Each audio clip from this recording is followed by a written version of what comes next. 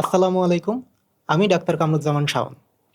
আমাদের কাছে অনেকেই এসে বলে থাকেন যে তারা গ্যাস বা অ্যাসিডিটির বিভিন্ন সমস্যায় আক্রান্ত।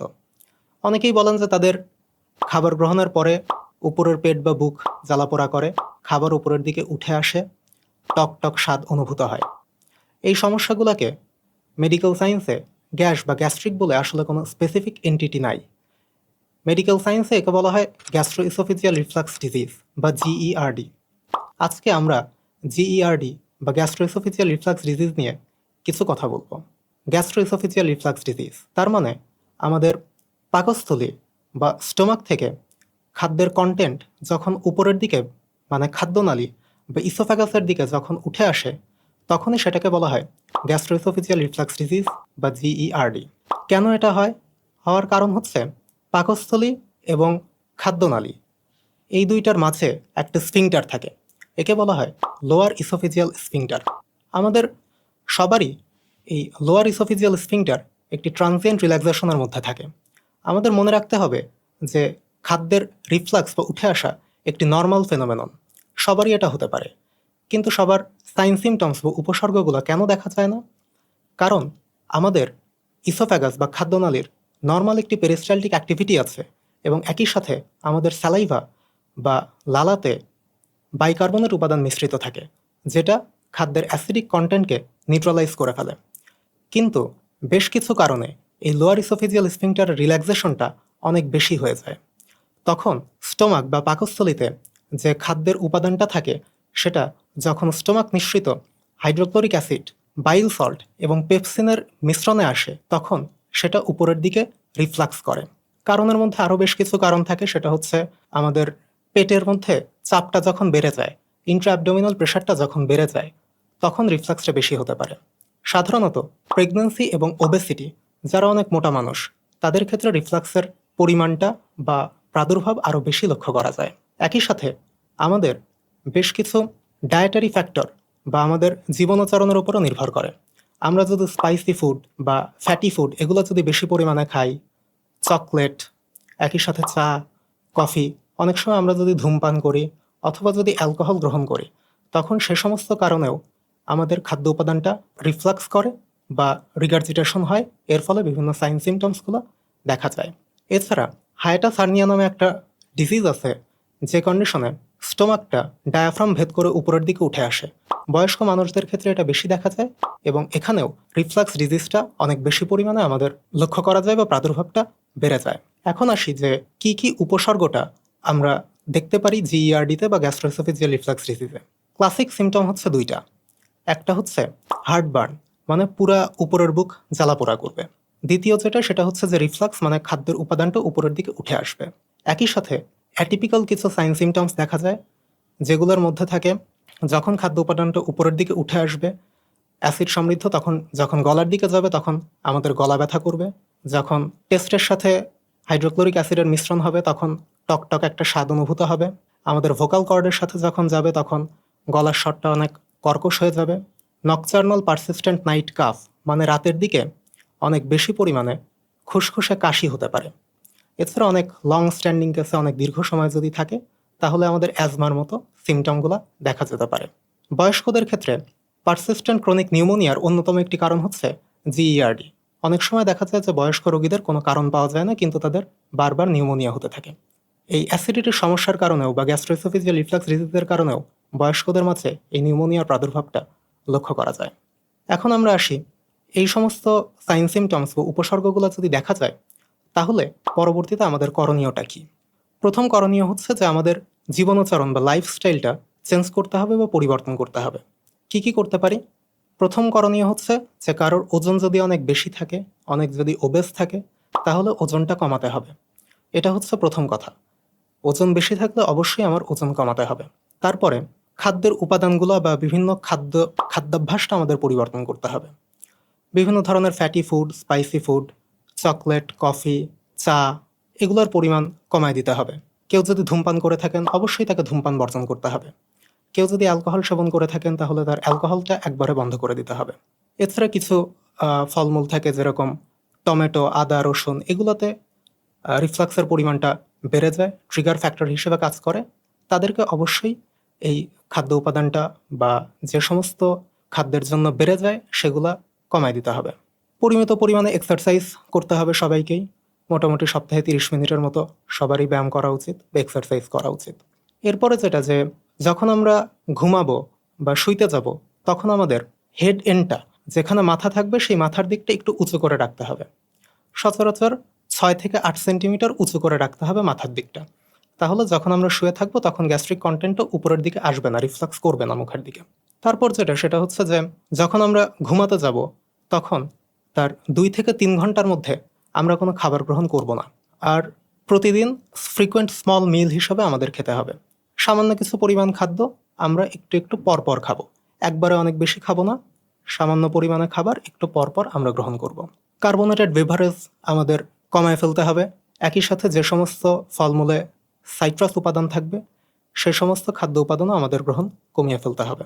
এখন আসি যে লাইফস্টাইল মডিফিকেশনের মাধ্যমেও যদি সিমটমগুলো না যায় তখন আমরা কি করতে পারি। তখন আমাদের মেডিকেশনের দিকে যেতে হবে। মেডিকেশনে সচরাচর আমরা যেটা প্রেফার করি সেটা হচ্ছে প্রোটন পাম্প ইনহিবিটর, যেগুলো আমরা ওমিপ্রাজল, ইসোমিপ্রাজল, র্যাবেপ্রাজল এই সমস্ত নামে পেয়ে থাকি। প্রোটন পাম্প ইনহিবিটর ব্যবহার করা হয় সাধারণত 8 সপ্তাহ মতো আমরা ব্যবহার করে থাকি। জিইআরডি বা গ্যাস্ট্রোএসোফেজিয়াল রিফ্লাক্স ডিজিজ যদি হয়ে থাকে তাহলে 8 সপ্তাহের মধ্যেই আমাদের সিমটমগুলো সাবসাইড করে যাবে, পেশেন্ট বেটার ফিল করবে। যদি 8 সপ্তাহের মধ্যেও সিমটমগুলো ভালো না হয় তখন আমাদের আপার জি এন্ডোস্কোপির মাধ্যমে পরীক্ষা করে দেখতে হবে যে এটা আসলেই গ্যাস্ট্রোএসোফেজিয়াল রিফ্লাক্স ডিজিজ না এখানে আরও কোনো ভয়াবহ রোগব্যাধি অ্যাসোসিয়েটেড আছে। গ্যাস্ট্রোএসোফেজিয়াল রিফ্লাক্স ডিজিজ বা জিইআরডিতে আমরা চিকিৎসা হিসাবে ফার্স্ট লাইন মেডিকেশন হিসাবে পিপিআই ইউজ করে থাকি। অনেক সময় পেশেন্ট নিজেরাই বিভিন্ন ফার্মেসির দোকান থেকে কোনো রকম অ্যাডভাইস ছাড়া পিপিআই কিনে র্যান্ডমলি ইউজ করতে থাকেন। এর ফলে বিভিন্ন সাইড ইফেক্ট হতে পারে। প্রোটন পাম্প ইনহিবিটর বা ওমিপ্রাজল, ইসোমিপ্রাজল, র্যাবেপ্রাজল এই ওষুধগুলা অনেক বেশি ব্যবহারের ফলে যে সমস্ত সাইড ইফেক্টগুলো হতে পারে সেগুলোর মধ্যে পড়বে আমরা যদি হঠাৎ করে এই পিপিআইগুলো অফ করে দেই তাহলে রিবাউন্ড হাইপার অ্যাসিডিটি হতে পারে। আমার গ্যাস্ট্রিকের সমস্যা হচ্ছে, আমি দোকান থেকে পিপিআইটা কিনে খেলাম, একবেলা দুই বেলা ইচ্ছা মতো খেলাম, হঠাৎ করে বন্ধ করে দিলাম। দেখা যাবে হঠাৎ করে আগের চেয়েও অনেক বেশি পরিমাণে রিফ্লাক্সের সমস্যাটা আমার মধ্যে দেখা যাবে। একই সাথে পিপিআই যদি আমরা অনেক বেশি দিন ব্যবহার করতে থাকি তখন আমাদের আয়রন, ভিটামিন বি 12 এবং ক্যালসিয়াম এর অ্যাবজর্পশনটা ইন্টেস্টাইন থেকে বা গাট থেকে কমে যাবে। যখন ক্যালসিয়ামের অ্যাবজর্পশন কমে যাবে তখন আমাদের অস্টিওপোরোসিস বা হাড় ক্ষয় হতে পারে। আয়রন এবং ভিটামিন বি 12 এর অ্যাবজর্পশন কমে যাওয়ার ফলে আয়রন ডেফিসিয়েন্সি অ্যানিমিয়া এবং vitamin B 12 deficiency anaemia develop করতে পারে।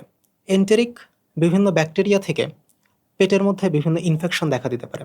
স্যালমোনেলা, ক্যাম্পাইলোব্যাক্টর, ক্লস্ট্রিডিয়াম এই সমস্ত ব্যাকটেরিয়া থেকে অনেক বেশি গাট ইনফেকশন হতে পারে। দীর্ঘ সময় যদি আমরা পিপিআই ইউজ করি তাহলে কিডনিতে ড্যামেজ হতে পারে। অ্যাকুইট ইন্টারস্টিশিয়াল নেফ্রাইটিস ডেভেলপ করতে পারে। এর থেকে পেশেন্ট ক্রনিক কিডনি ডিজিজের দিকে যেতে পারে। এরকম বিভিন্ন সাইড ইফেক্ট আছে। এজন্য অবশ্যই পিপিআই বা প্রোটন পাম্প ইনহিবিটর যখন আমরা ইউজ করব তখন অবশ্যই একজন রেজিস্টার্ড চিকিৎসক থেকে পরামর্শ নিয়ে তারপরে আমরা পিপিআইটা সেবন করব। সাধারণত পিপিআই ট্রায়াল ছাড়াও অনেক সময় যদি আরও কিছু সিমটম থেকে থাকে যেগুলোকে বলা হয় অ্যালার্ম সিমটম, তখন আমরা সরাসরি আপার জি এন্ডোস্কোপির দিকে যেতে পারি। অ্যালার্ম সিমটমগুলো কী কী? গ্যাস্ট্রোএসোফেজিয়াল রিফ্লাক্স ডিজিজ আছে, সাথে রিফ্লাক্স হচ্ছে, হার্টবার্ন হচ্ছে, বুক জ্বালাপোড়া করতেছে এবং ওজন অনেক দ্রুত কমে যাচ্ছে, রক্তশূন্যতা দেখা যাচ্ছে, পারসিস্টেন্ট ভমিটিং হচ্ছে, পারসিস্টেন্ট বমি হচ্ছে, বমির সাথে অথবা পায়খানার সাথে রক্ত যাচ্ছে, খাবার গিলতে গিয়ে যদি ব্যথা অনুভূত হচ্ছে বা খাবার গিলতে গিয়ে সমস্যা হচ্ছে, পেটের মধ্যে একটু চাকা চাকা মনে হচ্ছে, এই সমস্ত সিমটমগুলো হচ্ছে অ্যালার্ম সিমটম। সাথে পেশেন্টের বয়স যদি 55 বছরের বেশি থাকে এবং তার যদি রিফ্লাক্স সিমটমগুলো দেখা যায় তখন আমরা পিপিআই ট্রায়ালের আগেই প্রথমেই আপার জি এন্ডোস্কোপি করে দেখে নিব এখানে অ্যাসোসিয়েটেড অন্য কোনো ম্যালিগন্যান্সি বা অন্য কোনো সমস্যা আছে কিনা। এখন আসি, যদি আমরা এই সিমটমগুলা বা রিফ্লাক্স ডিজিজটা যথাসাধ্য ট্রিটমেন্ট না করি তাহলে কি কি সমস্যা হতে পারে।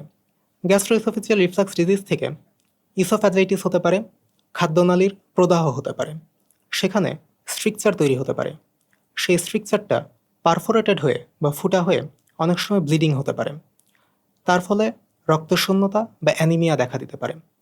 অনেক সময় যেটা হয় সেটা হচ্ছে ইসোফ্যাগাস বা খাদ্যনালী যদি অনেক সময় অনেক দীর্ঘ সময় পাকস্থলীর অ্যাসিডিক কন্টেন্টের মিশ্রণে থাকে, তখন ইসোফ্যাগাসের নর্মাল এপিথেলিয়ামটা ইন্টেস্টিনাল কলামনার মেটাপ্লাসিয়াতে কনভার্ট হয়ে যেতে পারে, যেটাকে বলা হয় ব্যারেটস ইসোফ্যাগাস। এই ব্যারেটস ইসোফ্যাগাস একটি প্রি ম্যালিগন্যান্ট কন্ডিশন। এটা পরবর্তীতে অ্যাডেনোকার্সিনোমা বা ম্যালিগন্যান্সিতে টার্ন নিতে পারে। এই জন্য আমাদের এই ব্যাপারে সতর্ক থাকতে হবে। বাংলাদেশ ফার্মাসিউটিক্যাল জার্নাল 2022 সালে একটি রিসার্চ পরিচালনা করে। রিসার্চের টপিকটা ছিল যে the prevalence of gastroesophageal reflux disease among younger population in Bangladesh.